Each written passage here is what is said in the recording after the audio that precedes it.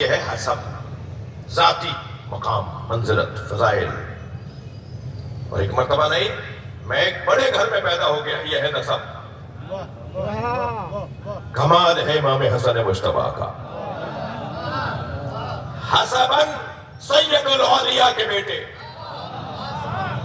سیدۃ النساء العالمین کے بیٹے، سید الانبیاء کے نواسے، اور نسباً پہلا سید.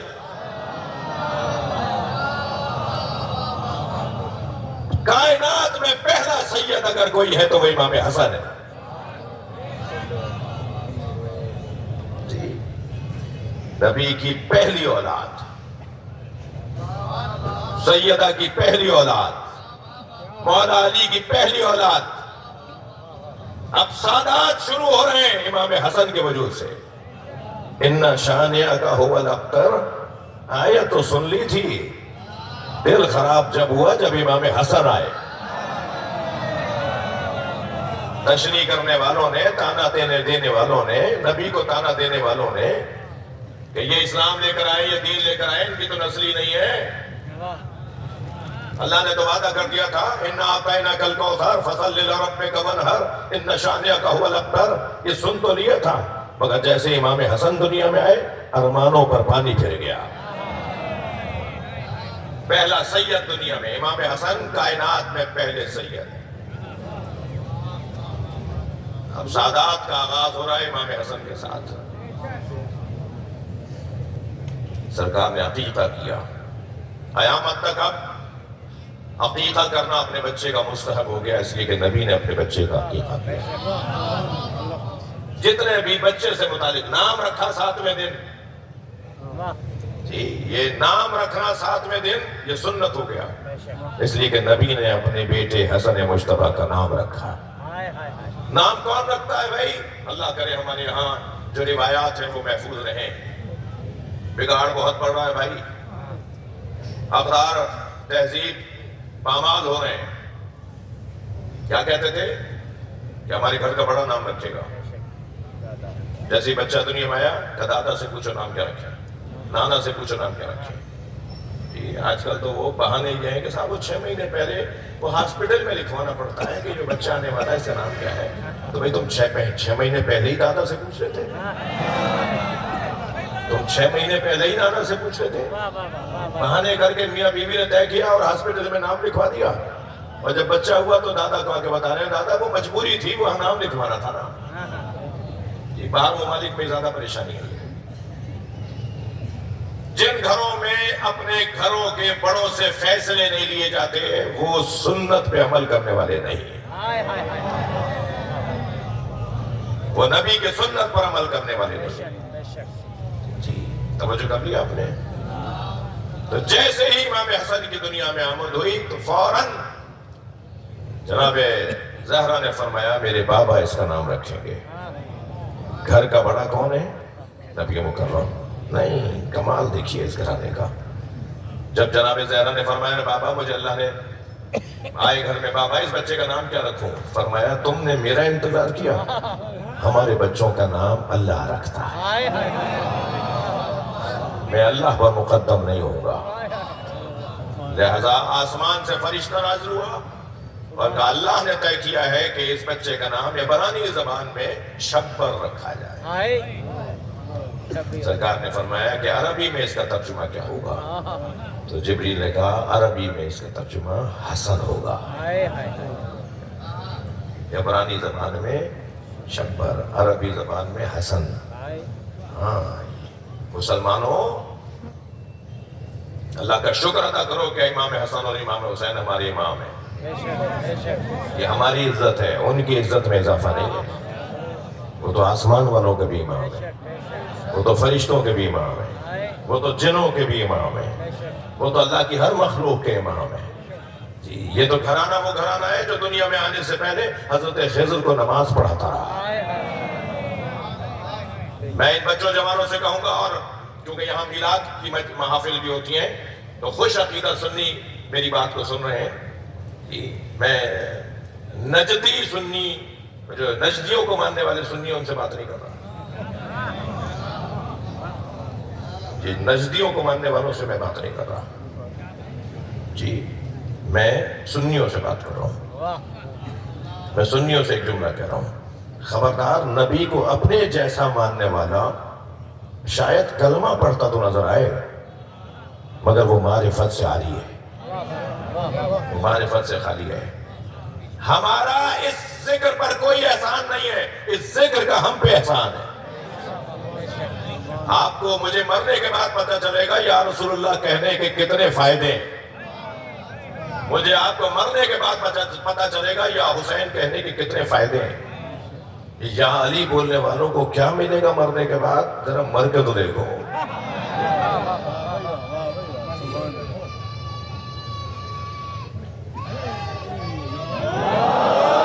بے ادب، بے ادب، بے مراد،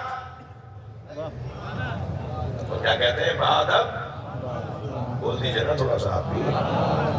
اگر ہمیں کوئی مقام چاہیے تو نبی کا ادب کرنا ہوگا۔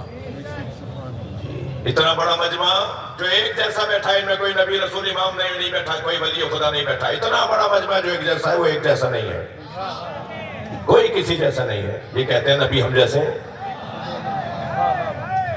میں ان سے بات کر رہا ہوں نا، میں جن سے بات کر رہا ہوں وہ نہیں بولتے، جن سے میں بات نہیں کر رہا وہ بولتے ہیں۔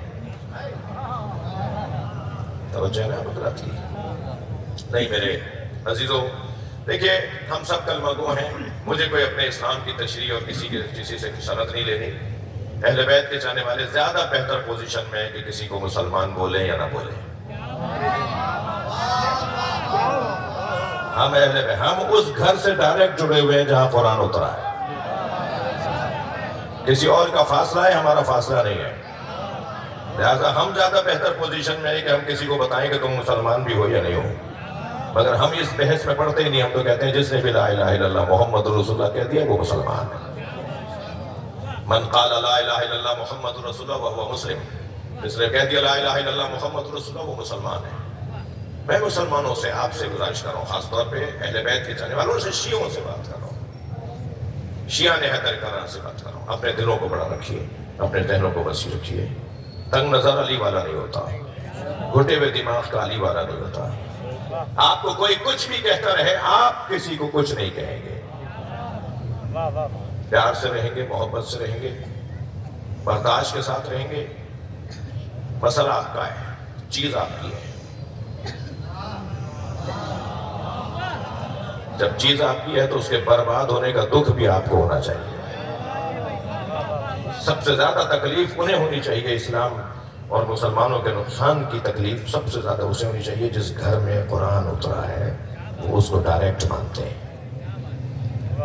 ہم نے اہل بیت سے دین کو لیا ہے، معاملت میں، اعانت میں صحابہ کرام کی تعلیمات کو لیتے ہیں۔ اصل جو ہمارا جو مدمع اور مرکز اور ملجا اور ماوا وجود ہے وہ اہل بیت کا وجود ہے۔ بہت مختصر سی تعریف ہے جو میں نے آپ سے عرض کی ہے جی۔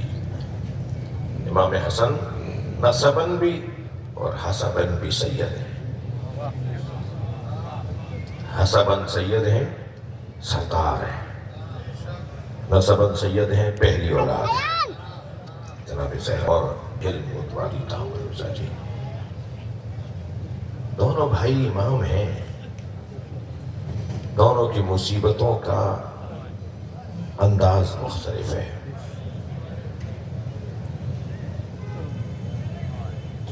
امام حسین کا مزار مہنگے مہنگے فانوس، مہنگے مہنگے دروازے،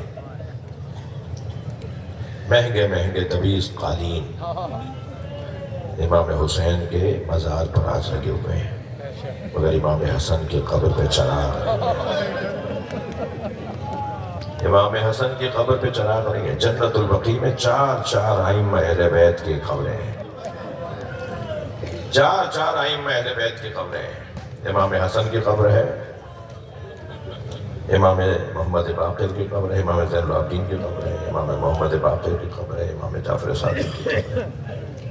ائمہ اہل بیت میں 4 اماموں کی قبریں وہاں ہیں، مگر ان 4 اماموں کو سلام کروں گا، میں کہوں گا امام حسن آپ کی قبر پہ کوئی چراغ جلانے والا نہیں ہے، وہاں آپ کی ماں زہرا کی قبر بھی تو ہے۔ برابر میں بڑی بڑی عمارتوں میں روشنیاں ہیں، مگر ان ہستیوں کے قبروں پہ چراغ نہیں ہے، سائبان نہیں ہے، سایہ نہیں ہے۔ دونوں امام ہیں مگر دونوں کی مظلومیت کو تو دیکھیے۔ امام حسین اللہ اکبر اپنی زوجہ پر فخر کر رہے ہیں، مجھے وہ گھر اچھے لگتے ہیں جن گھروں میں رباب اور سکینہ نامی عورتیں ہوتی ہیں۔ امام حسین فخر کر رہے ہیں اپنی زوجہ رباب پر، رباب میری زوجہ، اس نے اپنے بچوں کو مجھ پہ قربان کر دیا۔ امام حسین اپنی زوجہ پہ فخر کر رہے ہیں اور امام حسن کو ان کی زوجہ زہر دے رہی ہے، جو بنت اشعث ہے۔ امام حسن مجتبیٰ کو جب وہ زہر دینے آئی نا، آپ کی آنکھوں میں آنسو آ گئے۔ بس 2 جملے کہوں گا میں، زیادہ میں جو بہت دیر آپ کو میں نے بٹھا لیا، 2 جملے کہوں گا۔ امام حسن کو جب امام حسن کی زوجہ، غربت دیکھیے امام حسن کی۔ ابھی پچھلے دنوں میں ایک جگہ مجلس پڑھ رہا تھا، مصائب کے دوران ایک جوان روتا ہوا کھڑا ہوا، مجھ سے کہنے لگا مولانا غریب کیسے کہتے ہیں؟ اجرکم اللہ، اجرکم اللہ۔ مجھ سے کہنے لگا مولانا غریب کیسے کہتے ہیں؟ تو میں نے بے ساختہ کہا غریب یا اسے کہتے ہیں جسے بیٹیوں کے سامنے مارا گیا، وہ امام حسین ہے۔ یا غریب اسے کہتے ہیں جس کو زہر اس کی اپنی زوجہ نے دیا۔ پیشکش کی گئی تھی کہ یزید سے تمہاری شادی کروا دیں کہ زہر دے دو، اور جب زہر دینے کے بعد مولا شہید ہو گئے تو جب اس کو لے جایا گیا شادی کے لیے تو اس نے کہا میں اس سے شادی کیسے کروں گا، یہ مجھے زہر دے دے گی۔ جب پسر سعد ابن وقاص نے، عمر ابن سعد نے جو کربلا کے واقعے کا، عمر ابن سعد ابن ابی وقاص جس نے کربلا میں امام حسین کو شہید کیا، اس سے امام نے فرمایا تھا تجھے آفر دی گئی ہے کہ مجھے مارے گا تو خراسان رہے، ایران کا جو علاقہ ہے وہ ایک صوبہ تھا پورا، یہاں کی تجھے حکومت مل جائے گی۔ سن، میرے شہید ہونے کے بعد تو مجھے جب مار دے گا نا، جب تو جائے گا نا میرا سر لے کر، تو تجھے رہ کے خراسان کے جو کے دانے بھی نہیں دیں گے، پھر جائیں گے یہ اپنے قول سے۔ آج تجھے کہا ہے حسین کو مار دو تو تمہیں اب گورنر بنا دیں گے، لیکن جب تو مجھے مار کر جائے گا نا گورنری لینے کے لیے تو یہ کہیں گے ہم تجھے جانتے ہی نہیں۔ اور وہی ہوا، جب امام حسین کو مار کے یہ گیا نا کہ مجھے اب گورنر بناؤ، تو نے کہا تم نے حسین کو مارا ہے، ہم تمہیں کچھ بھی نہیں دیں گے۔ جی، اسے کہا گیا کہ حسن کو مار دو تمہاری شادی یزید سے کروا دیں گے۔ یزید نے کہا میں اس سے شادی کیوں کروں گا کہ مجھے مار دے گی۔ امام حسن اپنے گھر میں غریب ہیں، جنہیں زوجہ زہر دے رہی ہے۔ سنیں گے ذرا رو، میرے مولا امام حسن اس وقت میں روزے سے تھے۔ جب مولا حسن کو زہر دیا گیا تو افطار میں زہر دیا گیا۔ جب امام نے 1 گھونٹ لیا، 3 مرتبہ زہر دیا نا، 2 دفعہ اللہ نہیں چاہتا تھا، امام نہیں چاہتے تھے، اللہ کی مرضی سے تو زہر نے اثر نہیں کیا۔ جب اللہ نے اور اللہ کی مشیت امام نے چاہا تو زہر نے اثر کرنا شروع کر دیا۔ تو جب 1 گھونٹ زہر کا امام نے لیا نا تو امام نے اس کو کاسے کو رکھتے ہوئے فرمایا، اس نے کہا اور پیئیں۔ حضرت نے فرمایا تیری مراد اس سے پوری ہو جائے گی۔ تو یہ چاہتی ہے نا کہ میں اس دنیا سے چلا جاؤں، میں اس دنیا سے چلا جاؤں گا۔ امام حسن مجتبیٰ کو زہر نے اتنا اثر کیا کہ پہلے دن امام سے کھڑا نہیں ہوا جا رہا تھا، دوسرے دن امام سے بیٹھا نہیں جا رہا تھا، اور تیسرے دن امام سے لیٹا نہیں جا رہا تھا۔ امام کو قے آئی اور قے کے ذریعے سے جگر کے ٹکڑے باہر آنے لگے۔ امام حسین نے تشت ہاتھ میں لیا ہوا تھا، امام حسن کے جگر کے ٹکڑے باہر آ رہے تھے۔ اسی اثنا میں کسی نے کہا کہ زینب آ رہی ہے، تو امام حسن نے فرمایا بھائی حسین یہ تشت یہاں سے ہٹا، میں سلام کروں گا امام حسن کو، کہوں گا مولا آپ کی بہن زینب کا بڑا حوصلہ ہے، کبھی یہ بابا کے سر پہ لگتی ہوئی ضربت دیکھے گی، کبھی یہ ماں پر چلتا ہوا دروازہ دیکھے گی، کبھی یہ آپ کے جگر کے ٹکڑے دیکھے گی، اور کبھی حسین پہ دوڑتے ہوئے گھوڑے